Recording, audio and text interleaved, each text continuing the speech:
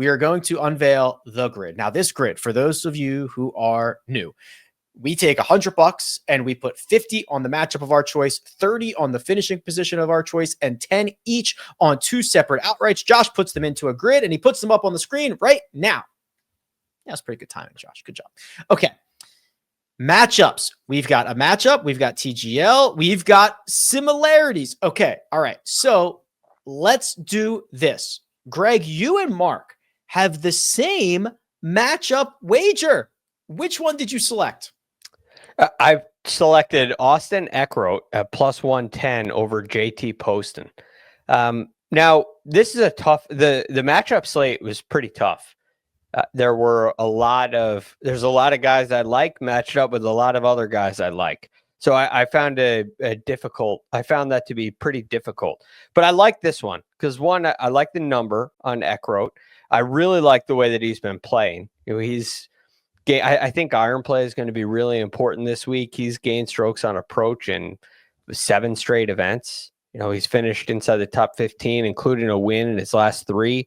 His play has been pretty darn strong. The putting also looks to be in pretty good order as well. JT Poston's a scary guy to go against, but I don't feel like his play is quite as sharp, and I don't feel like his record here is really all that sharp to warrant JT Poston being the favorite. So I like Austin Eckroat here as the dog. Calvin is curious about if anybody likes Eckroat, which we're getting a definitive yes here. Mark, is this a play for you on Austin Eckroat or against JT Poston? It's on Eckroat, and I will say this. When I looked at the bets on Caesars maybe about an hour and a half ago, and the line I got was plus 100. So apparently things have strengthened a little bit there, or there was some money put on him in comparison to when Greg had a look at what the line was. I'm completely on board with Eckroat. The guy's a flusher. He played awesome last week. And I just get the sense, these Texan guys, the guys who play down in the Southeast, the grasses around Wailea are very similar, sort of wiry, spiny kind of stuff.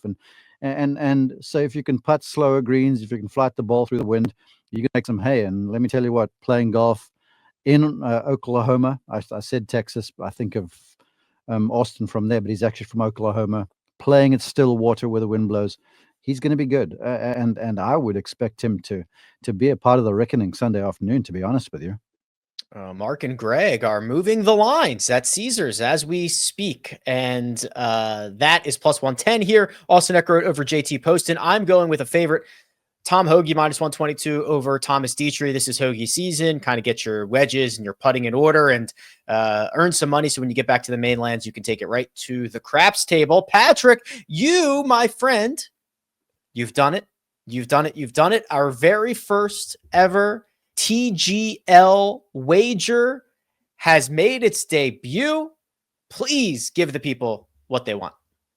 There's only one opportunity to bet on the first ever TGL match. So I'm going to do it. And I'm taking the dog. I'm taking the Bay Club, even money over New York Golf Club. I've been told that the Bay Club had a terrific comeback last night in a preseason match. They were down 5 points. Wyndham Clark hit a huge putt at the end to beat them. And I just look at these teams, New York Golf Club, Xander Schauffele, Ricky Fowler. Xander wasn't great last week. He's flying over from Kapalua with Fitzpatrick. Fowler, I don't know what to expect. The Bay Club, Ludwig, he's a robot. So he's pretty much going to be talking to the simulator while playing. Right. That's a huge edge. Wyndham Clark, probably maybe the best putter. Top 3 in this match. And whoever the third player is, Shane Lowry. Lowry. Hold on, stop, just stop. This started out so strong, and then he just got out over his skis. I'm betting on something that has never happened before. Patrick, I thought it was the Bays Club. Now you have me all confused, bro. So I know why I got confused. There is an indoor country club membership here in Charleston, South Carolina. Technically on Mount Pleasant, South Carolina, called the Bays Club. So you got the Bays Club and Atlantic Drive. He's all in, Greg. I wonder why he'll be watching. Atlantic Drive was because I was in Delray Beach a couple weeks ago, and the main strip there is Atlantic Avenue. So kind of got confused. This is why Patrick knows the fine print of the media center, because he was not granted access because of all of this. That is the Bay Club, the Bay Golf Club, plus 100 over New York Golf Club. I thought you should have stopped when they were hardwiring Ludwig right into the system. I think that would have been a place to draw the System line. malfunction on my end. Yeah, that's okay. Finishing positions. We've got 2 top 20s and 2 top 30s. Greg, kick us off, please. Yeah, I love Harry Hall for a top 30 at plus 120. I think the number is pretty good for a top 30. You look at what Harry Hall has been doing.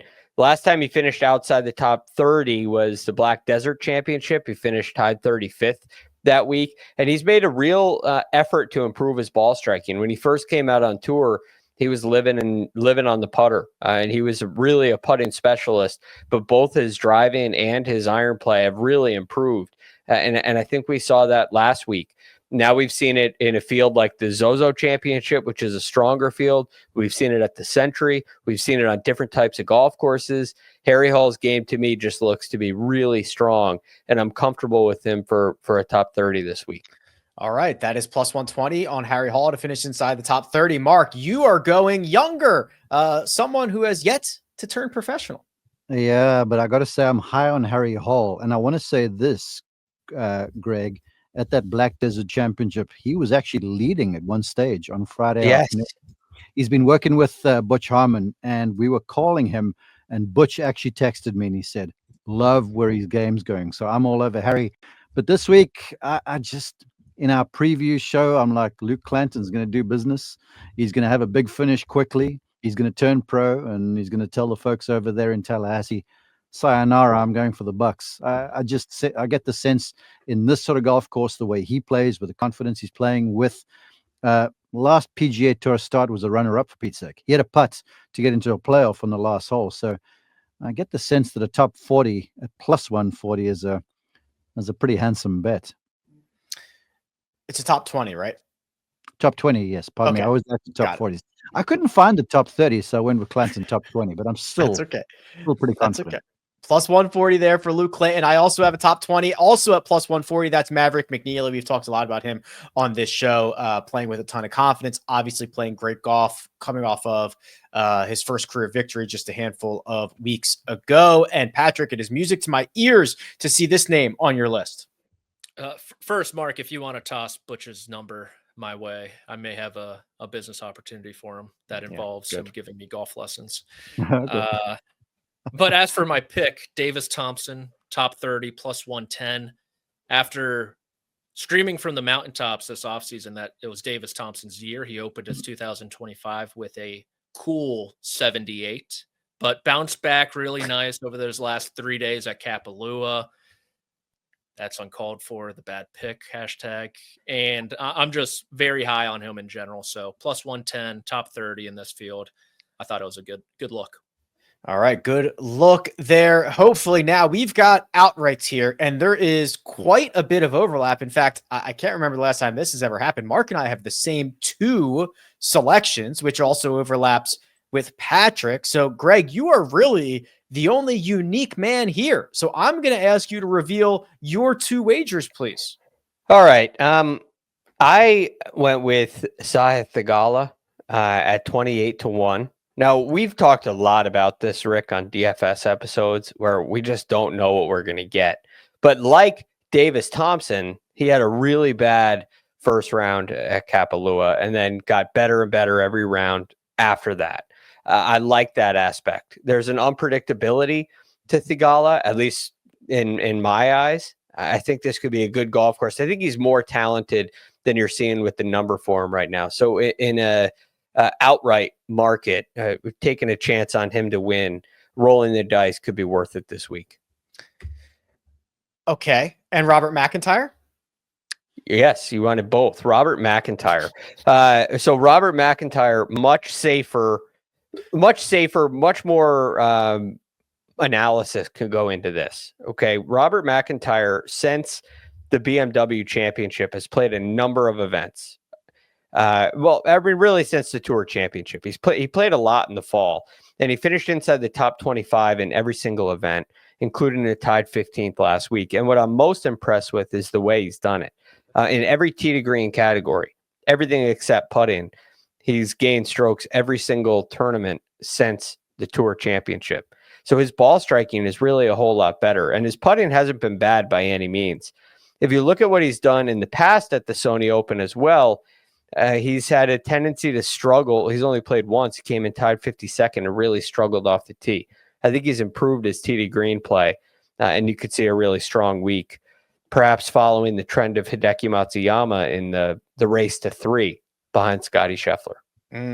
Yes, the race to 3. I love that. I love the race to 3. Okay, now how do we want to handle this? Let's see here.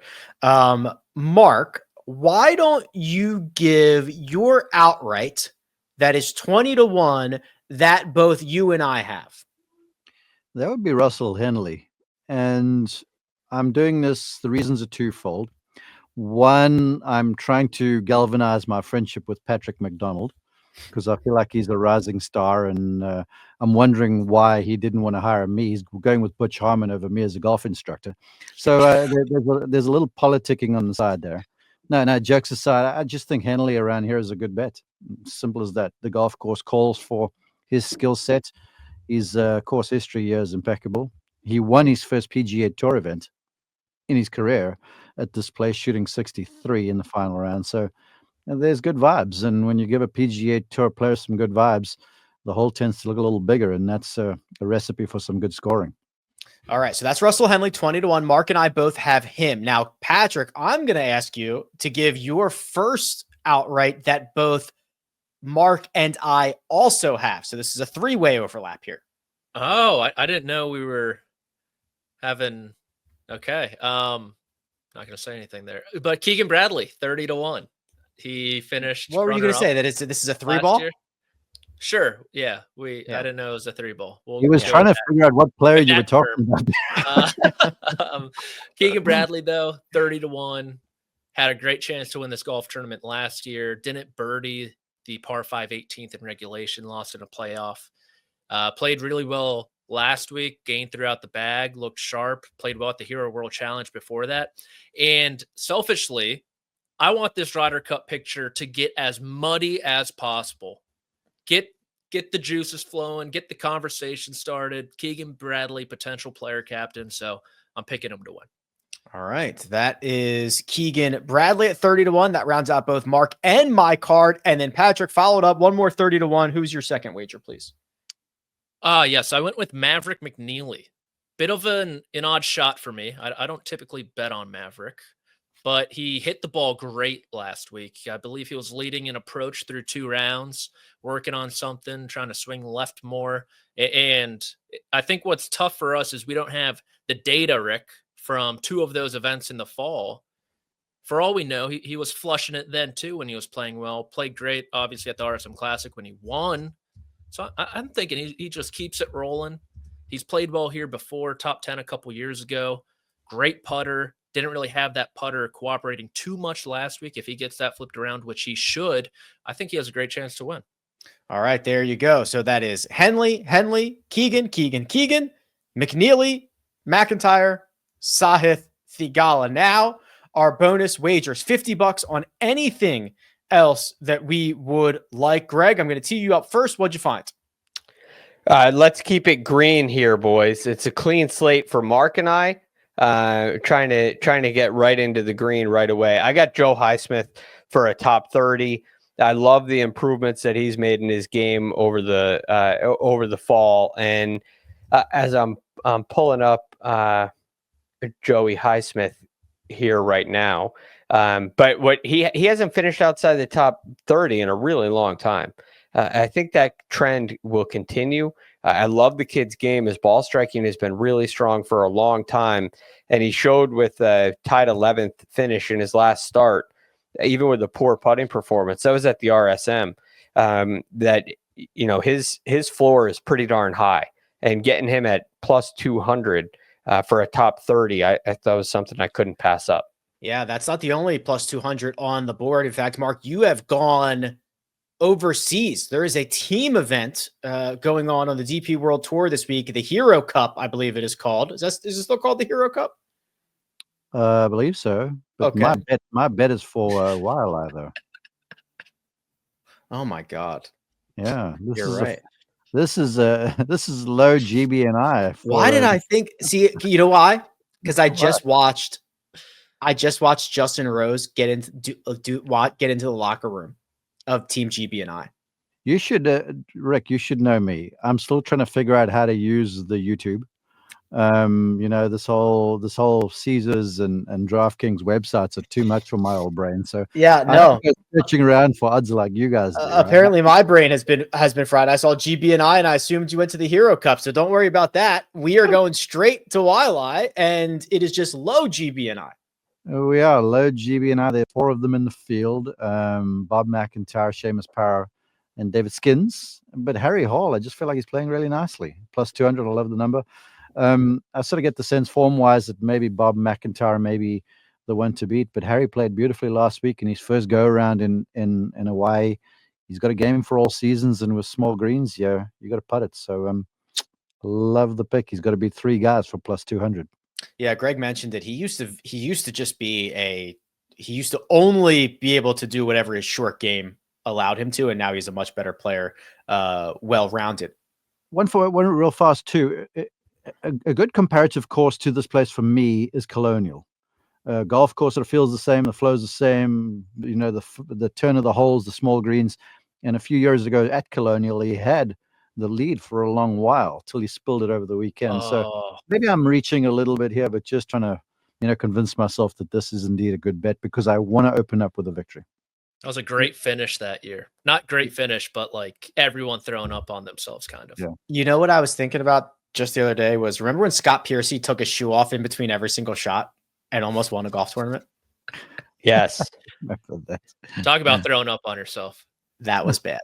Yeah, it was ugly. Was that at the 3M though? I thought it was the 3M. Yeah. Tony Finau. Yep, I remember. Just incredible stuff. Tony Finau won that 3M Open. I remember that. Yeah.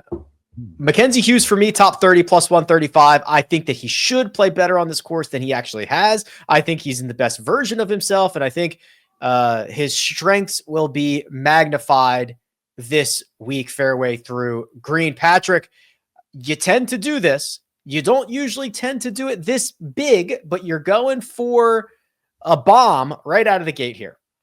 The world number one's not playing, so I had to go with the next best thing. That is Russell Henley at Waialae, 20-1 to win. Wanted to get into the good graces of my brand new golf coach, Mark Immelman. So little simpatico there. Mark, by the way, I saw that video of you with all your gadgets just pop off. Millions and millions of views. So I'm hoping your rate's not too high for me. And hopefully, if it is, this Russell Henley winning can pay for a couple hours. That should be enough. I was going to give you the friends and family rate, but we'll have to think about this. No, make him pay full fare. I think it's only right. Run him out of receipt paper. Yeah, seriously. Seriously.